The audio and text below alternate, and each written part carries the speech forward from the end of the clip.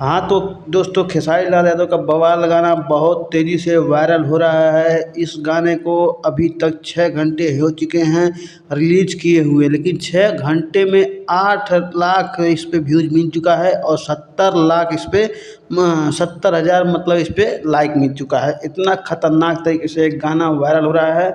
हमको लग रहा है 8 घंटे में 1 मिलियन क्रॉस हो जाएगा, इतना खतरनाक गाना लग रहा है।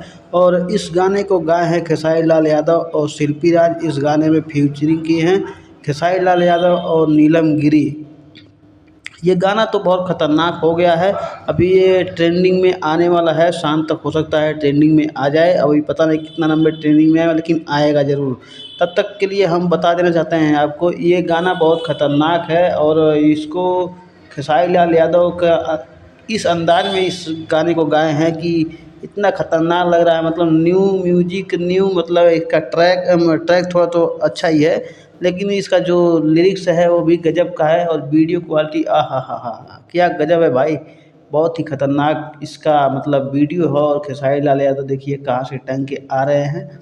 ऐसे ऐसे गाने भोजपुरी इंडस्ट्री में आएंगे तो समझ लीजिए भोजपुरी इंडस्ट्री का कल्याण हो जाएगा। और सभी लोग को मेरा वीडियो देखने के लिए धन्यवाद। अगर वीडियो पसंद आया तो लाइक करके चैनल को सब्सक्राइब जरूर कर लीजिए। मिलता हूँ नेक्स्ट वीडियो में, तब तक के लिए धन्यवाद।